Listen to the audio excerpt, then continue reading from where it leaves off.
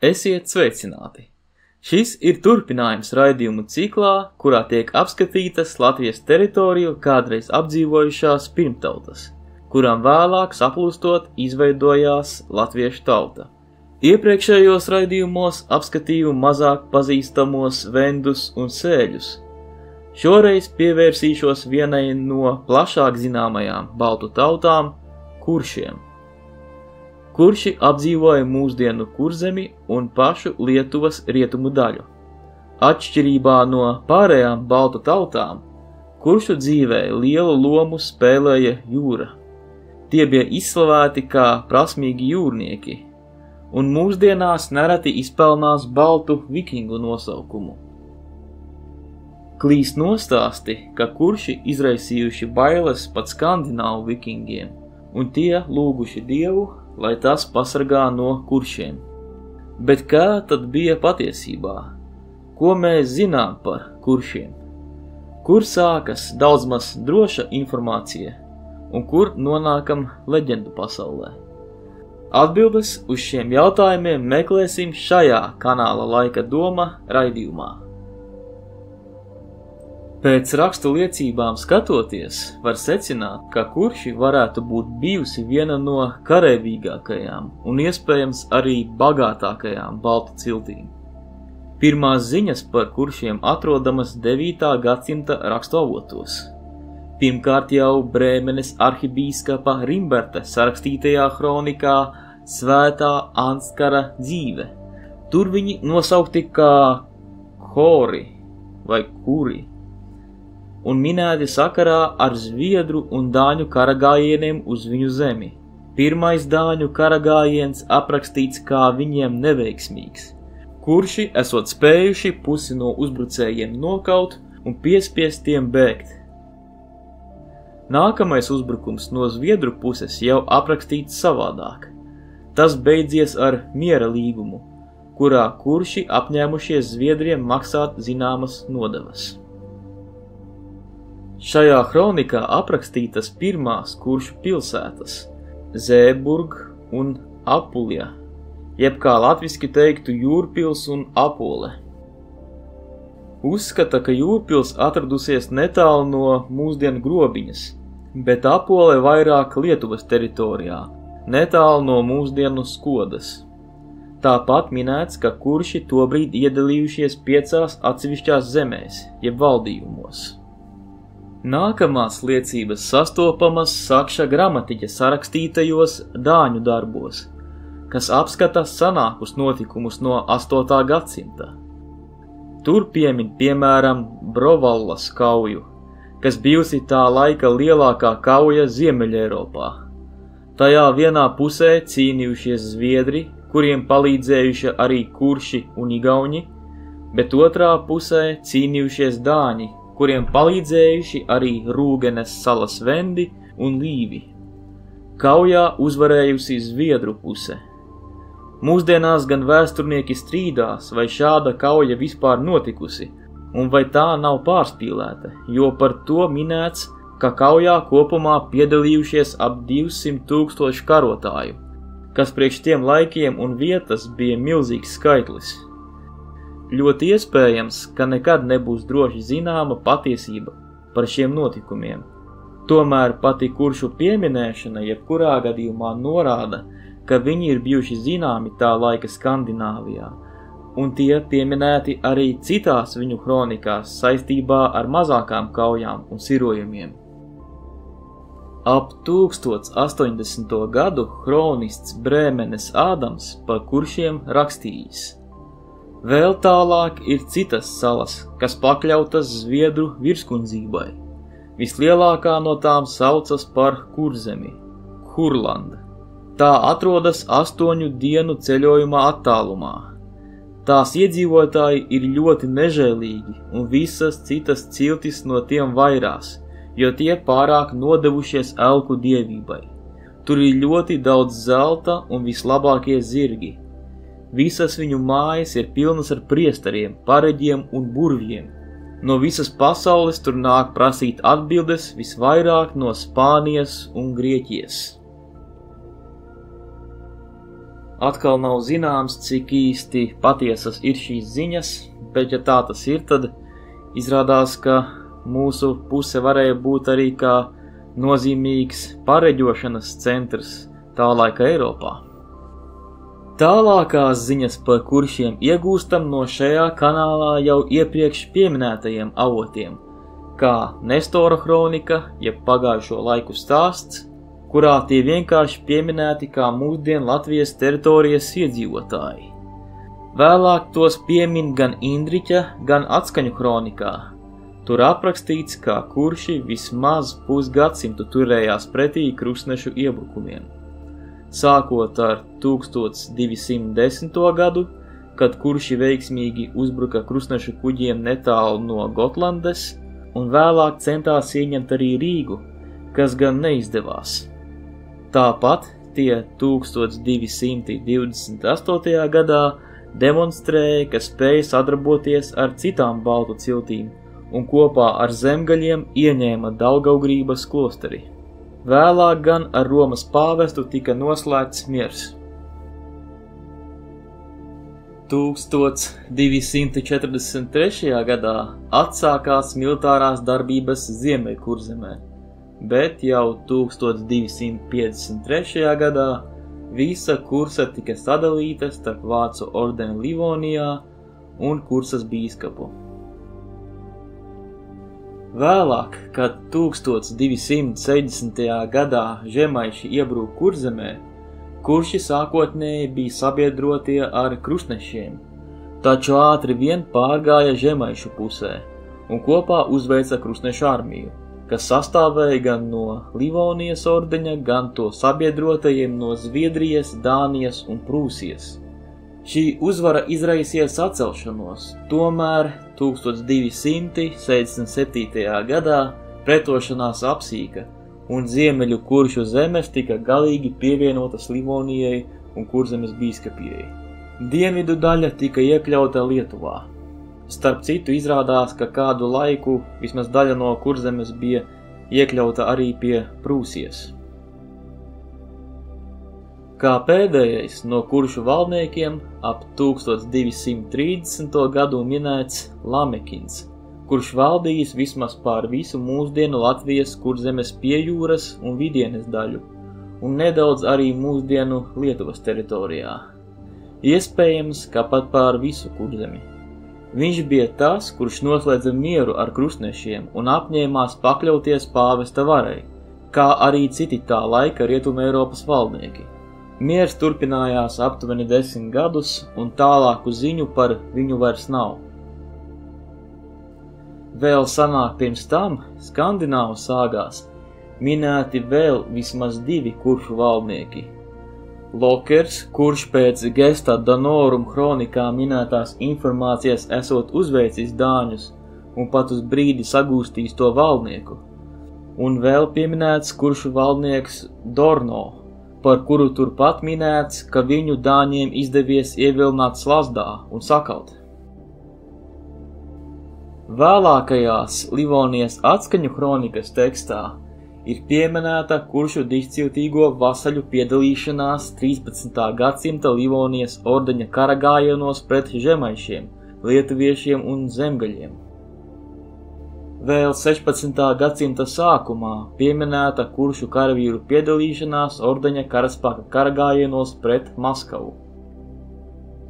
Ļoti iespējams, ka no šiem dižciltīgajiem un brīvzemniekiem radās cilvēku grupa, kuru mūsdienās saucam par kuršu ķoniņiem. Tās bija vairākas saimes, kuras īpašumā ieguva savu zemi, varēja tajā brīvi rīkoties, un pret ordeni bija jāizpilda vienīgi savi pienākumi doties kara gājienā. Tādēļ iespējams, ka vismaz daļa seno kuršu dižciltīgo un valdnieku saglabāja zināmu statusu arī pēc to zemju iekļaušanas Livonijas valstī. Par kuršu ķoniņiem un citiem brīvzemniekiem noteikti sagatavošu kādu īpaši tam veltītu raidījumu nākotnē. Kurši bija izslavēti kā lieli karotāji un jūras braucēji. Nereti runājot par šiem darbiem, kuršus salīdzina ar vikingiem. Pie tam visai bieži no latviešu un daļēji arī lietuviešu vēsturniekiem dzirdami stāsti par to, ka dāņi, kas šajā laikā bija pazīstami kā kareivīgākie no vikingiem, savās baznīcās esot skaitījuši lūgšanu: Dievs pasargā mūs no kuršiem. Vēl dažkārt dzirdams stāsts, ka kuršiem izdevies nopostīt vienu no ietekmīgākajām tā laika Zviedrijas pilsētām – Zigtūnu. Cik gan liels pamats ir šādiem apgalvojumiem? Liecības ir ļoti skopas. Lai gan samērā ilgu laiku pavadīju meklēdams tālākās norādes par avotiem, kuros atrodams apstiprinājums par dāņu lūgšanu no kuršiem, jāatzīst, ka tiešus pierādījumus tā arī nav sanācis atrast. Reizēm, kā avots tiek minēts kāda baznīca Dānijā, kurā uz akmens plāksnes esot iegribti šie vārdi, citreiz kā avots minēta Snorrijs Sturlusona sarakstītā Heimskringla sāga, kurā it kā esot minēts, ka dāņi skaitījuši šādu lūgšanu. Tomēr pašam pārbaudot, tā arī neizdevās atrast šādu informāciju ne Heimskringla sāgā, ne arī kādu tieši norādi uz baznīcu, kurā būtu atrodams šāds uzraksts. Par fotogrāfiju nemaz nerunājot. Tādēļ šķiet, ka šī tomēr būs leģenda, kura izplatīta nacionālā lepnuma pacelšanas vārdā. Bet ja kādam no klausītājiem ir kāda papildus informācija šajā jautājumā, lūdzu atstāj to pie komentāriem.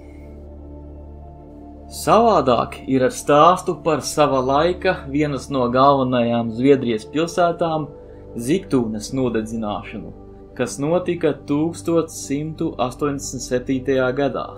Pirmoreiz Zigtūnas izlaupīšanas fakts minēts Visbijas gadagrāmatās, taču tās nemaz nesniedza detalizētu informāciju par pašiem uzbrucējiem, pieminot vien, ka uzbrukuši pagānu karotāji.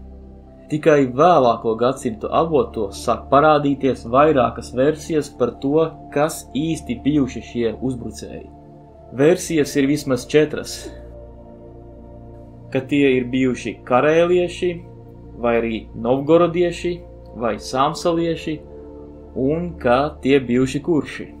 Pilnīgi droši nav apstiprināta neviena no šīm versijām.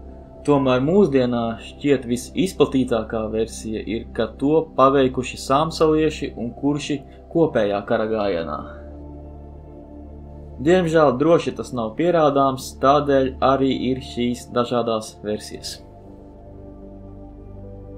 Lai kā arī būtu, pat ja visas šīs lielās uzvaras Zigtūnā vai kara gājienā pret Dānijas karali izrādās mīts, tas tomēr nenozīmē, ka kurši nepaveica ievērojumus sasniegumus tā laika Ziemeļa Eiropā. Jāatceras, ka skandināvu vikingi savos ziedu laikos spēja ieņemt tik lielas un attīstītas teritorijas kā Anglija, Francijas ziemeļu daļa un vietām arī mūsdienu Krievijas teritorijā.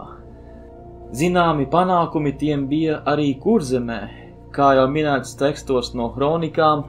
Izskatās, ka vikingi kādu laiku pat dzīvoja mūsdienu Grobiņas apkārtnē. Tomēr visā visumā tiem neizdevās stingri un ilgstoši nostiprināt savu varu Kurzemē vai pārējā mūsdienu Latvijas teritorijā, kas norāda uz to, ka kurši tomēr bija gana spējīgi, lai pretotos un dotu arī atbildes triecienus. Līdz mūsdienām arheologiem tā arī nav izdevies atrast nevienu saglabājušos kuršu kuģa paraugu, tomēr Indriķa kronikā ir dots to apraksts. Tāpat no tur minētā miera līguma varam uzzināt, kādas bijušas tā laika kuršu zemes. Tagad nosaukšu tās. Bandava, kas tagad daļēji atrodas Dienvidkurzemes novadā un Kuldīgas novadā, Duvzare, jeb Povsare, tagad daļēji Dienvidkurzemes novadā un pierobežas zemes Lietuvā, Ceklis, kurš atradās tagadējā Žemaitijas apgabalā uz rietumiem no Ventas upes, tad Megava, kas atrodas tagadējā Palangas apkārtnē, Piemare, kas atrodas tagadējā Dienvidkurzemes novadā, Pilsāts, jeb Pilsāten, kas atrodas tagadējā Klaipēdas apkārtnē, Vanema, kas atrodas tagadējā Talsu novada un daļēji Ventspils un Tukuma novadā, Ventava, jeb Vende, kas atrodas tagadējā Ventspils novadā un daļēji Kuldīgas novadā, un līdz beidzot zeme starp Skrundu un Zemgali, kas atradās tagadējā Saldus novadā. Arheoloģiskās liecības par kuršiem. Kuršu priekštečus saista ar apbedījumiem līdzenajos kapulaukos, kas kopš 1. gadsimta bija izplatīti Lietuvas rietumu daļā, kur zināmi apmēram 35 šī perioda kapulauki, piemēram pie Bandužiem un Palangas. Tajos mirušie apbedīti nesadedzināti, zemē izraļtās bedrēs, apkārt veidojot akmeņu riņķus. Līdzīgi atradumi novērojami Latvijas dienvidrietumos, piemēram Kalna Zīvertos un Ošeniekos, kur Paraža kapu bedrēm veidot akmeņu riņķus izpaudās vāji. Atsevišķos kapulaukos virsū vēl uzbērts neliels uzkalniņš, kā tas ir piemēram Maskautūžos, Medzē un Kapsēdē. No citām mūsdienu Latvijas teritoriju apdzīvojošajām baltu ciltīm kurši atšķīrās ar to, ka daudz plašāk pielietoja savu mirušo sadedzināšanu. Šī tradīcija sāka parādīties ap 8. gadsimtu, bet it īpaši izplatījās 10. un 11. gadsimtā. Ziemeļu Kurzemē šī sadedzināšanas tradīcija saglabājās visilgāk, līdz 14. un nedaudz pat 15. gadsimtam. Ir dažādi viedokļi par šīs sadedzināšanas tradīcijas izplatīšanās iemesliem. Agrākie pētnieki to saistīja ar ģermāņu vai skandināvu ietekmi, bet citi ar prūšu ietekmi un sociālajām izmaiņām. Mūsdienās par galveno izvirzījies uzskats, ka kremācijas Paraža caur Lamatas zemi izplatījās no prūšiem. Kurši kapos mēdza dot līdzi darbarīkus un ieročus. Par vietējo metāla apstrādi liecina gan kalēja darbarīku atrašana Rucavas pusē, gan kausēšanas krāšņu atrašana Žārdes, Talsu un Sabiles apvidos. Mūsu ēras pirmajās simtgadēs kurši apdzīvojuši tikai Lietuvas ziemeļrietumu daļu un Kurzemes dienvidu daļu. Ziemeļkurzemes apgabalā pārsvarā dzīvoja somugru ciltis, kā līvi un iespējams vendi. Arī Dienvidkurzemē ļoti iespējams, ka tie kādu laiku dzīvojuši pamīšus, taču sākot ar 11. gadsimtu kurši aizvien vairāk sāk iespiesties arī Ziemeļkurzemē, vismaz daļai somugru liekot pārcelties uz citu vietu.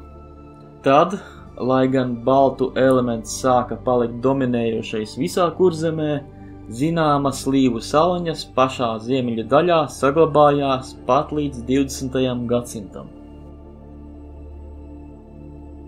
Kuršu valoda. Agrākos laikos, vismaz līdz 19. gadsimtam, nebija nemaz tik lielas skaidrības par to, vai kurši lietojuši valodu ar baltu vai somugru saknēm. Tikai vēlāk, īpaši pēc kuršu apdzīvoto reģionu vietvārdu dziļākas pētniecības, aizvien ciešāk sāka nostiprināties pārliecība, ka kurši bijuši baltu valodas runātāji. Tomēr jāatceras arī fakts, ka, kā jau iepriekš minēts, Kurzemes ziemeļu daļā dzīvoja galvenokārt līvi, vai varbūt pat vendi, kā arī pēc liecībām spriežot, kurši bieži sadarbojās ar sāmsaliešiem, kas bija somugri. Tādēļ ļoti iespējams, ka arī kuršu valoda bija šo to pārņēmusi no saviem somugru ziemeļu kaimiņiem, un pavisam noteikti daudzi vietvārdi Kurzemē ir ar somugrisku izcelsmi. Tiešu ziņu par to, kā kurši senos laikos runājuši, mums nav, taču pētot pēc vietvārdu nosaukumiem ir radusies diskusija par to, vai pieskaitīt viņu valodu pie austrumbaltu atzara, kā mūsdienu latviešu un lietuviešu valodu, vai tomēr pie rietumbaltu atzara, līdzīgi kā seno prūšu valodu. Pilnas skaidrības par to tā arī nav, bet cik dzirdēts, liela daļa valodnieku tomēr sliecas domāt, ka kuršu valodai bijusi lielāka tuvība prūšu valodai. Par kuršu kā atsevišķu valodu pēdējās ziņas saglabājušās no 16. gadsimta. 16. gadsimta otrās puses Livonijas kronikas autors Johans Renners sniedz ziņas, ka kuršiem esot sava valoda, taču tajā sazinoties retāk, jo lietojot latviešu valodu. Tobrīd to sauca par letu valodu.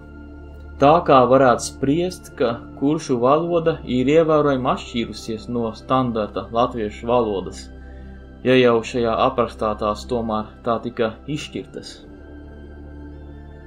Starp citu, Simona Grūnava 1526. gadā rakstītajā Prūsijas kronikā pierakstīta arī it kā tēvreize prūšu valodā, taču tā ir tik atšķirīga no citiem prūšu valodas piemēriem, ka mēdz uzskatīt, ka tur patiesībā pierakstīts vai nu atsevišķs latviešu valodas paveids, vai pat tā pati kuršu valoda. To varētu pamatot ar to, ka no visām Latvijas pirmtautām vistuvāk prūšiem dzīvoja tieši kurši, un pat ja tajā laikā tie jau sāka pielāgoties kopējai latviešu valodai, tad tajā vienalga varēja būt palikušas vēl gana daudz prūšu valodas iezīmes. Te es lai gan precīzi nezinu, kā būtu jāizrunā šis teksts, es tomēr mēģināšu to nolasīt, lai jūs dzirdētu, kāds varētu aptuveni izklausīties. Nosent heves, kur tu es delbas, sveic gišert hoves vardes, penag munist holbe mistlas tildi, tolpes prahas girkade delbesine tade simmes semmes vorsuni, dodi mommis annose igdēmas maise, un de gaitkas pames mumis nuse noseginu. Kagmes pametam mūsen pretanen kants, nevede muni slavnā padomā, svalbadi munis no vuse loine. Lūk, kaut kā tā, varējāt arī redzēt tos pašus teksta vārdus uz ekrāna. Kaut kas jau liekas pazīstams kā no mūsu latviešu valodas.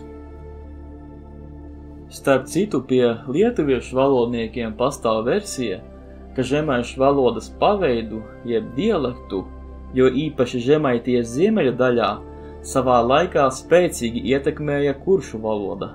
Piemēram, viens no populārākajiem pēdējo laiku lietuviešu valodniekiem, Zigmas Zinkevičus, uzskata, ka ziemeļa Žemaitijā novērojamā pāreja no divskaņa ie uz ei, kā piemēram vārda piens vietā lietotais peins, un pāreja no o uz ou, kā piemēram vārda dona vietā lietotais vārds douna, ir radusies no kuršu iespaida. Tāpat kurši varētu būt varējuši ienest žemaišu valodā tādus vārdus kā piemēram zuikis, kas ir zaķis, menca un kūlis. Izrādās, kūlis žemaišiem nozīmē akmens mūsdienās. Ar to tad arī pagaidām beidzu teorētisko spriešanu par kuršu valodu. Mūsdienās lielu popularitāti ir ieguvis vārds vikings. Visdrīzāk tādēļ arī kurši nereti tiek saukti par baltu vikingiem. Rodas jautājums, vai šāds apzīmējums ir pamatots. Pats vārds nebūtu nav viennozīmīgs, un pat par tā izcelsmi nav vienota viedokļa. Skaidrs, ka to lietoja galvenokārt Skandināvijā, runājot par jūras braucējiem, īpaši par tādiem, kas devās laupīt un iekarot. Iespējams, vistuvākais no mūsdienu apzīmējumiem šim vārdam varētu būt vārds pirāts. Tātad no vienas puses skatoties kuršus, kuri devās savos jūras sirojumos, iespējams varētu saukt par vikingiem. Ja skatāmies vēstures avotos, tad varētu būt vismaz viena vieta, kur kurši tiešām ir nosaukti par vikingiem. tā būtu Haralda Hardrodes sāga, kurā teikts: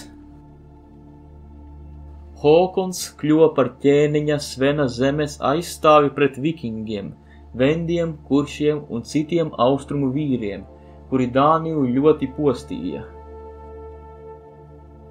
Kaut gan šeit īsti nav skaidrs, vai kurši minēti kā vieni no vikingiem, vai kā cilvēki, kas tāpat kā vikingi uzbrukuši Dānijai.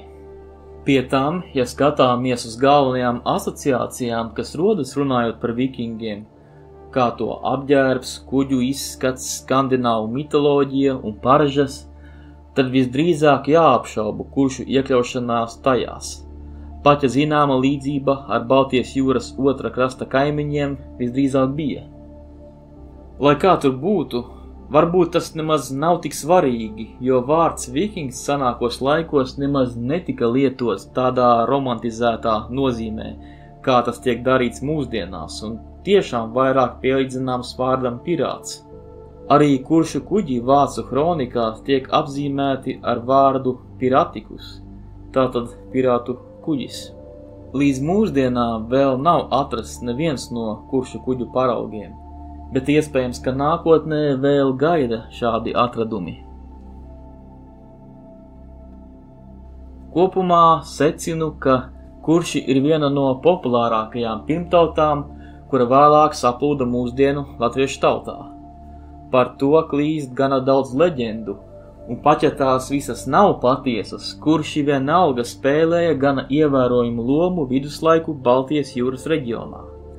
Iespējams, ka kurši visvairāk no citām baltu tautām bija līdzīgi mūsdienās izzudušajiem prūšiem. Esmu pārliecināts, ka turpmāko pētījumu rezultātā vēl uzzināsim ko jaunu par kuršiem, bet šajā reizē tas arī būtu viss. Lūdzu atstāj komentāros savu viedokli par kuršiem, vai arī savus jautājumus, ja likās kas neskaidrs.